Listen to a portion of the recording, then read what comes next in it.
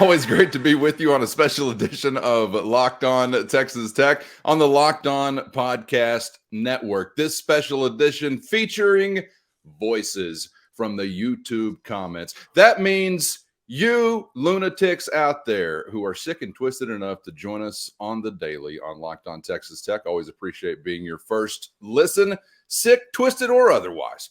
He's the only Chris Level. I'm Casey Cowan. And Chris, a whole lot of fun to dive into here today with some thoughts from the audience, questions or otherwise. So let's get right into it. We've got some hoops to touch on. We'll get to a realignment question. But first, we're going to begin in the football realm with one that I think is pretty intriguing and actually might even feel like it's just a luxury as a Tech football fan to even be able to consider such things as this. This comes from our buddy at West Texas Online. Nope, at West Texas Olson 31 or West Texas Olson 31.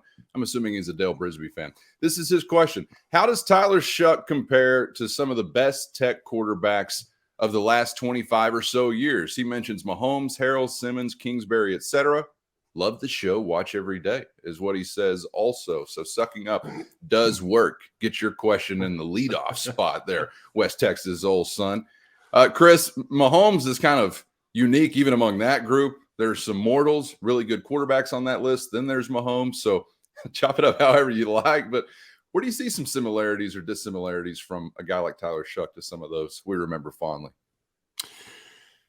Well, I'm gonna take the lead of the folks that asked the question here, and let's just give a kind of comparison to Tyler and to Barron because I think they kind of serve up some answers within their own question. Okay, but I think Tyler Shough reminds me. I think there's some B.J. Simmons there. I also think there's some Cody Hodges there.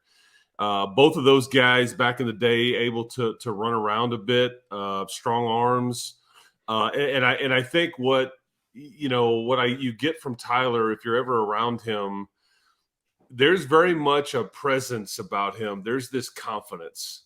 You could even call it cocky, but this is why he kind of was outspoken at times, I think, last year at various points, because this is just, if you were ever around that team back in 2002 when B.J. Simmons was the quarterback, and that was an all-time great college offense and an all-time worst or close to worst defense. But if the defense ever had any success in practices, BJ would say, "Hey, let's get back in here and let's just get this fixed." But he would really, and during those seasons, he'd point to the scoreboard. I mean, he would tell you about it, but he just never thought he was going to lose. And Tyler just has this presence about him, man. And he on the offensive side and guys like Bradford and Hutchings and some people like that, they control that locker room. And I mean that in that they police it, they run it, the people, and Tyler is up there all the time. I mean, he is just up in that building studying 8 to 10 hours a day. I mean, this is just who he is. And I think the Mahomes comparison is very fair to attach to Behren Morton. And I say that. Really? Yeah. And I say that in that, do I think that Behren Morton is in line to get a $500 million contract and be basically a small corporation? He's going to love hearing this. He's going to love hearing this if he is. Yeah, no, I'm not. But their style of play, it's freelance. It's unorthodox. It's outside the box a bit. The arm angles, just kind of. Could you say arm talent? Yeah, definitely there too. Yeah. I mean, that is the least of their concerns. And again, it doesn't fit in this mold per se. That's why, there's some baseball player in it. There's, some different things. So anyway, that's what I would say about those two comparisons. But like, I have a healthy respect for Cody Hodges, sure. And he was very much a dual threat and sneaky athletic. And that's why I kind of go that comparison with Tyler Shough as well, because I think that his rushing yards last year, it really surprised some folks.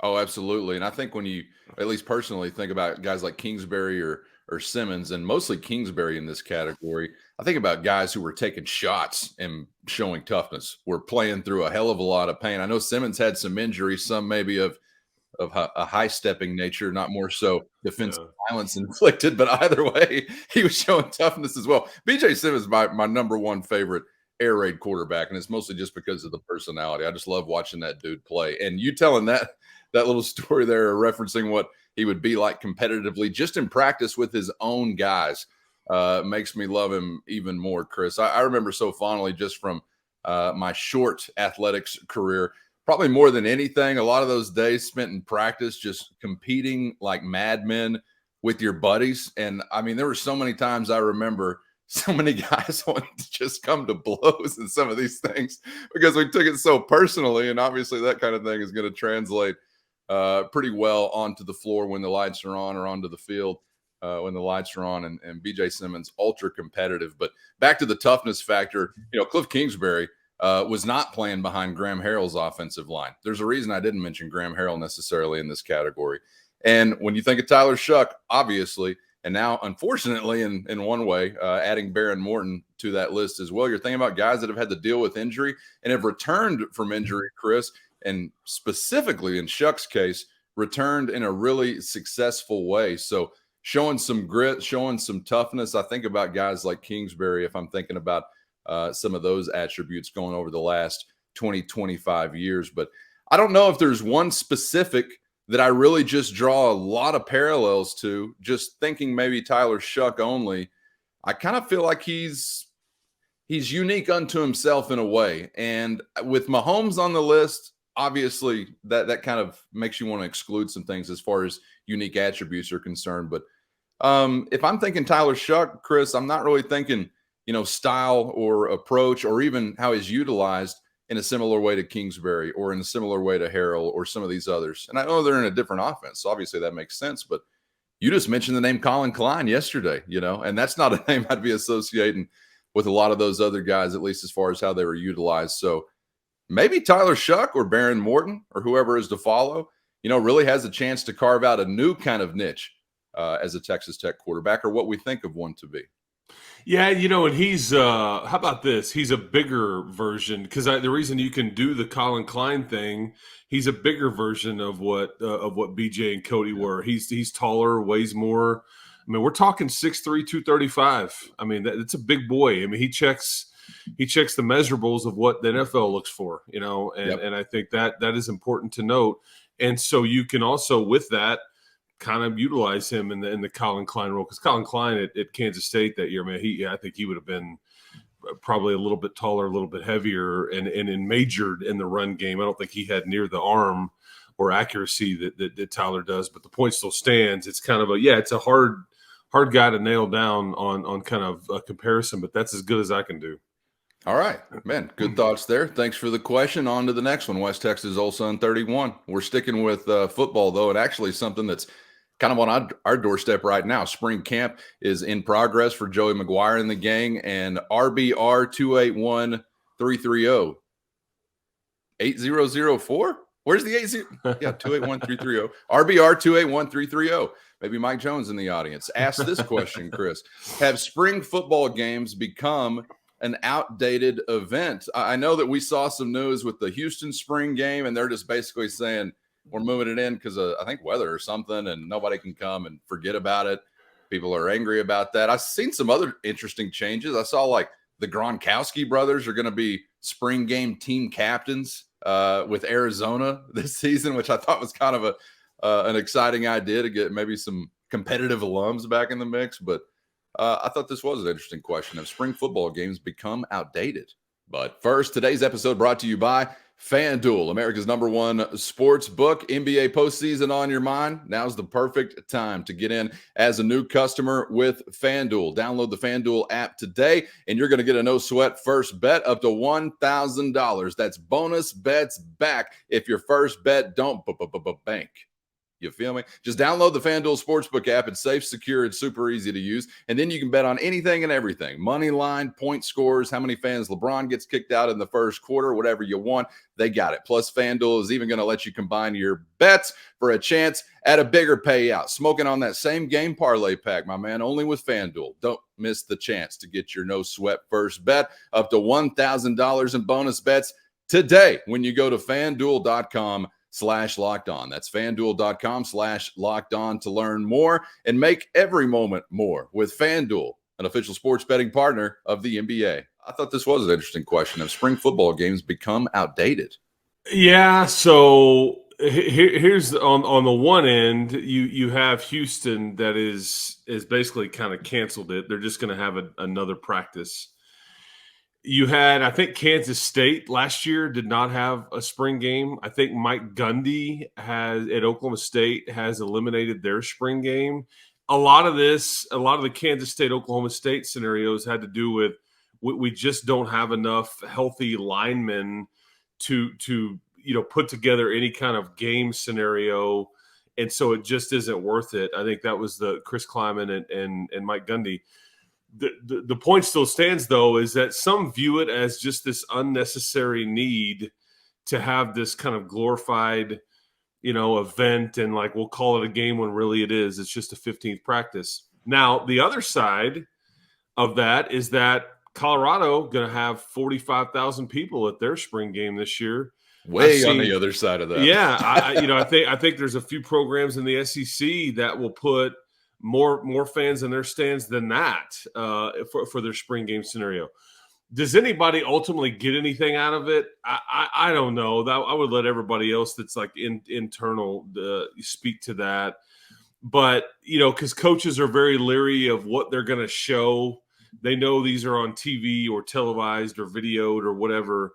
And so they're very reluctant to show certain personnel packages, certain plays, things like that, for fear of, okay, well, a team can start scouting us, all summer long based on what we've shown them in the spring game. I think somebody like Joey McGuire, they utilize this event as, a recruiting tool, and just to have kind of some pomp and circumstance going on and some buzz around your program, because you have prospects that come into town and visit. And so there are a variety of different uses and vehicles that you can use these spring games for. And I've even heard there used to be talk, and I think it's a little more serious now. I don't think this will ever happen, but I've even heard that, would programs benefit more from like a scrimmage? And what I mean by that is against another school that doesn't count. It would be officiated. In other words, like you're playing Tarleton State in this September for a real game. It's your one kind of guarantee game. The rest of your schedule is going to be very, very difficult. But would it behoove you to set up a scrimmage with somebody like that and do that? And you can charge people. You could actually kind of treat it like a mini game and have officials. And I don't know. I don't know if teams would go for that. But Oklahoma and Tulsa, I heard that conversation. I mean, could Texas play Rice? I mean, I don't think you would play somebody like in your same league or anything like that, but is there a regional, opponent that would benefit from something like that as opposed to just a quote unquote 15th practice? I think you could make the argument you would get a lot more out of that. You would learn more out of a scenario like that, but you would also put your players at risk more for injury as well. And I know that everybody really just wants to get through a spring and not get anybody dinged up. So outdated or not, I don't know, but it does appear that institutions or head coaches, whatever, feel very differently about how they're supposed to be utilized. I think as far as the actual event, clearly it behooves you most just as a marketing product, whether to future athletes as far as recruits or just to fans or to raise money, which I don't think you should ever charge anyone a single red cent to get into a spring game, for crying out loud, because at the end of the day, it is just another practice. But is it outdated? I have a hard time putting that label on it. I just think you've got to be innovative or you'll be outdated. Any of us will, if you're not thinking creatively as to how best market yourself, either again to fans or to those potential recruits. That opportunity is there for you if you want it. I don't think anybody's up in arms if something goes the wrong way weather-wise and you got to cancel it. I mean, whatever. Things happen out of your control. And yeah, I'm sure coaches, I mean, what do they care about marketing, right? I mean, the great ones probably have some feel for it, but some others have survived without that, Chris. If they're just really good football coaches, they're not, head marketers, so to speak, whenever they take the job. But I get why they'd say, yeah, I don't care. Oh, we can't have it outside with all these boo-hoo. I guess we'll just have the practice. I totally understand that. But at the same time, I do feel like, well, I'll say this. You mentioning that idea is really interesting to me because that's just another one on the list. I love to see all my great ideas that I espoused as a local yokel on local radio for 15 years now bubbling up to the surface because I called this many years ago when they started charging us to get into the Texas Tech spring game. And I'm like, brother, you got to wear a ski mask at the gate if you're charging me to get into a practice. So if you want to charge me for something, let's get a game going. And I hate, speaking of highway robbery, I hate these non-conference games with the Tarletons of the world. And again, I hate that Tarleton's going to be the example this football calendar year because there's some tough hombres at Tarleton, and I don't want to cross any of them. All right, don't be looking me up. You're just the example. And so I used to kind of jokingly pipe dream, kind of like an expanded college football playoff was a pipe dream once upon a time. I used to just kind of jokingly say, man, get rid of these. If we got to subsidize these other athletics departments with this non-conference football game, can we subsidize them in the spring and not take up time in the fall? So I still kind of think pipe dream territory, Chris, because of the thing you finished with, which was avoiding injury. And when you combine that with the thought of like, what are we really going to show or put out there for anybody to see as a team strategy-wise? Nothing. That's why I still think, pipe dream realm to advance it with somebody in a different colored shirt from another city.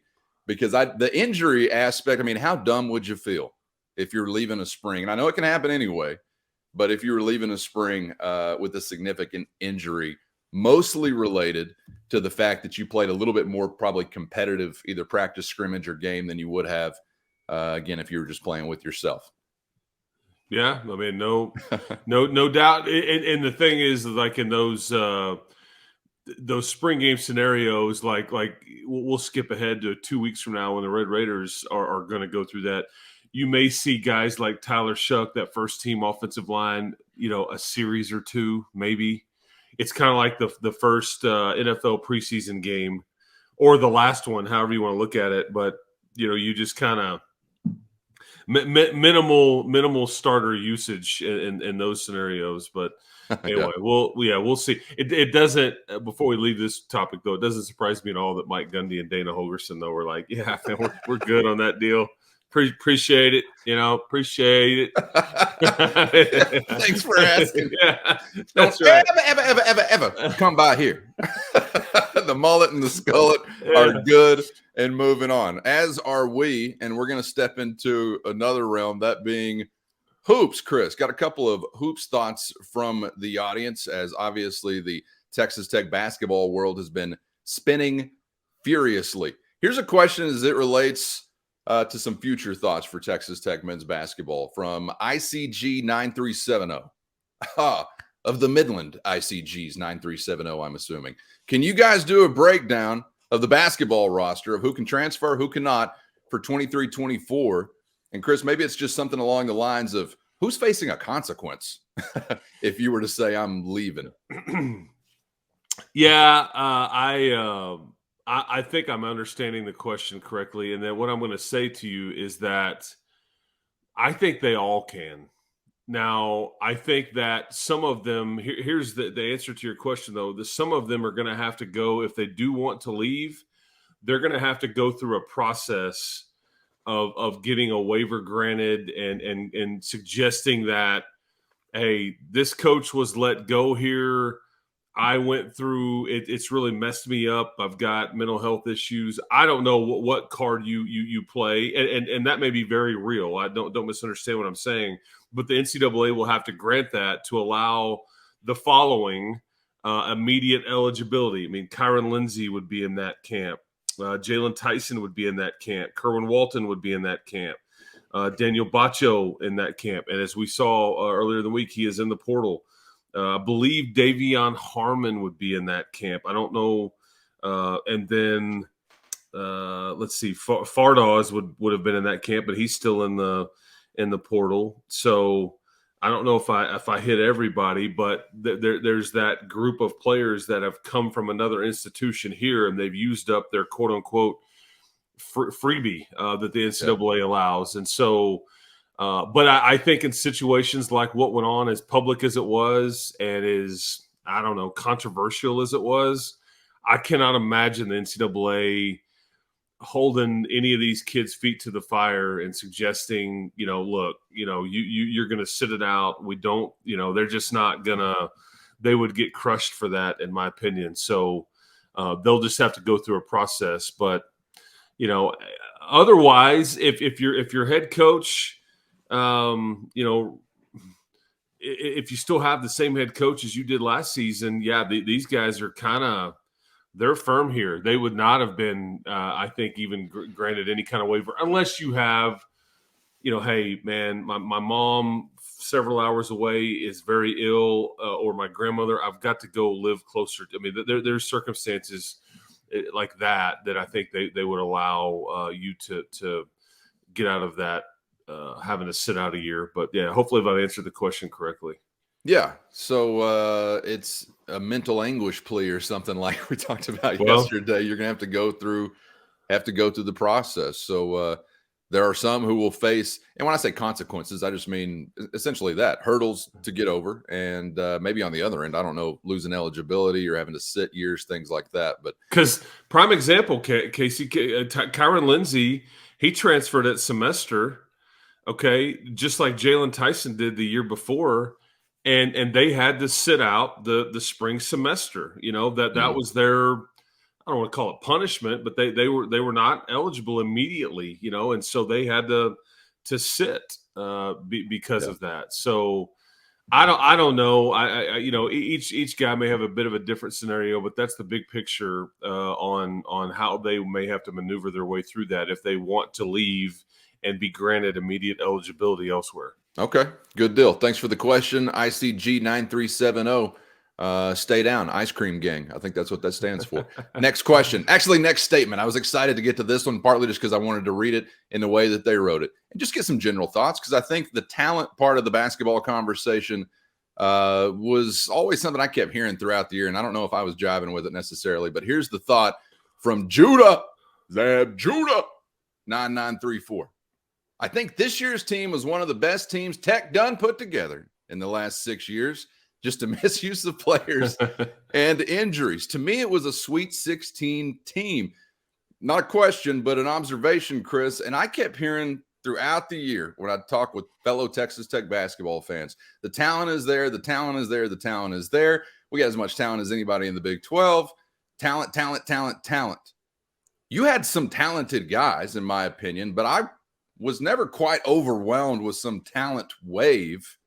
How did you gauge really what the talent level was versus then what you obviously wound up with on the floor? Well, young talent and injured talent isn't the same thing as just, most talented, if that makes sense. Yeah. And I would also say I didn't really like the way that this puzzle ultimately was tried to fit together. Because it was a lot of ancillary parts, a lot of parts that I just think when you have, Harmon and Isaacs on the floor at the same time, you tilt to being really small. When you had Bacho and Fardaws on the floor at the same time, you tilt to be really big. But that comes with a price at some level. I think that you have a hard time on one end guarding in one-on-one situations with the smaller guards and getting picked on maybe down in the post, whereas the other, you're going to have a hard time guarding on the perimeter when you get those bigs pulled away from the basket. So at some level that was a bit flawed to me.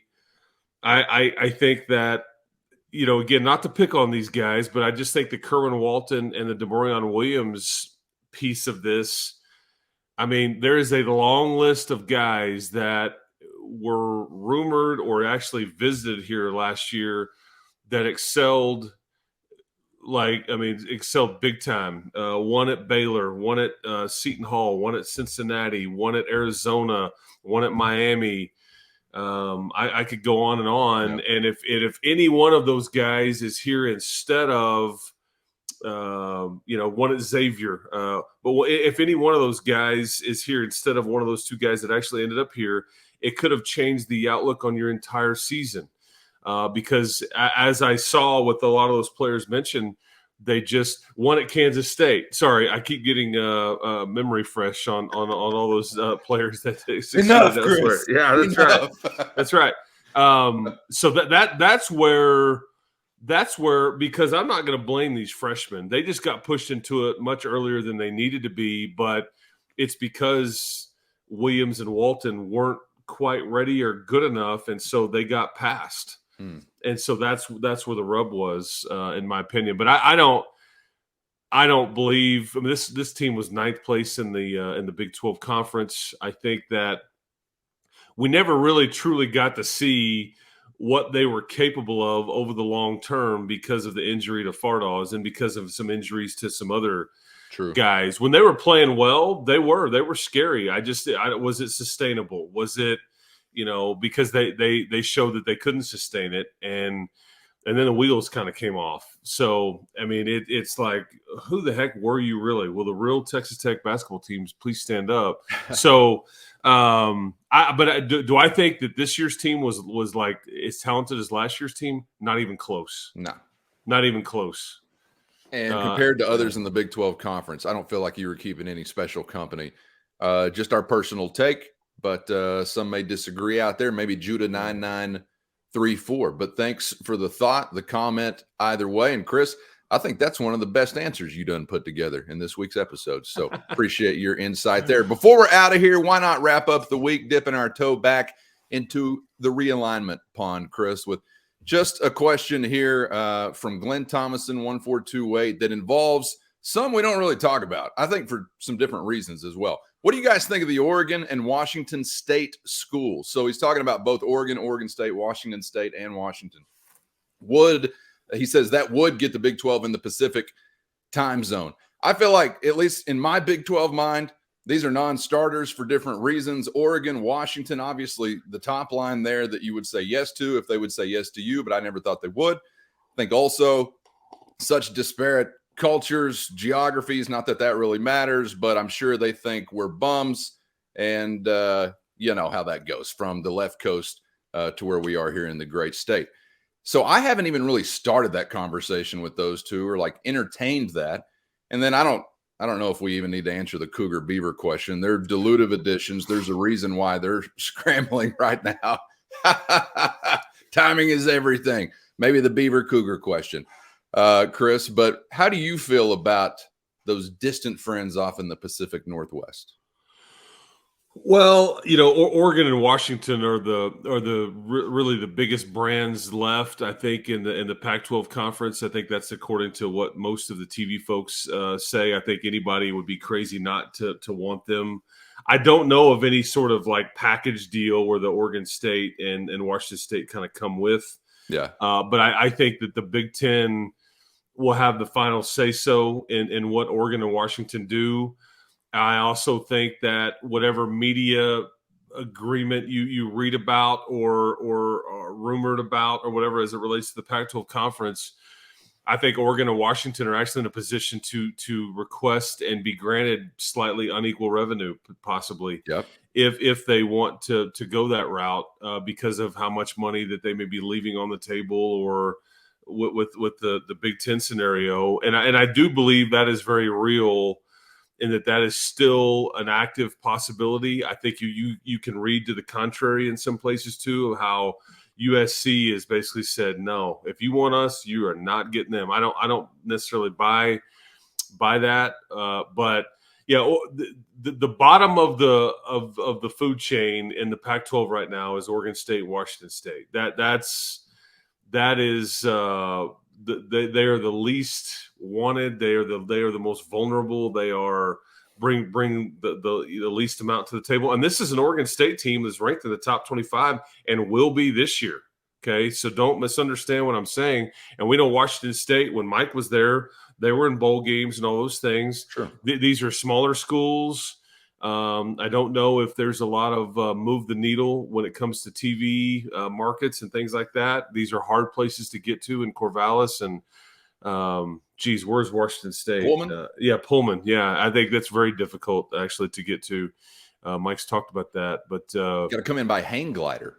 Yeah. The other ones you don't hear a lot about either is Cal and Stanford. You know, I think they feel like they are somewhat tied to Oregon and Washington if there was ever a Big Ten deal, but I don't know if that's true or not. But they're very academic oriented. We know all these things. And that's why I think you continue to hear the four corner schools closely associated with the Big 12 Conference.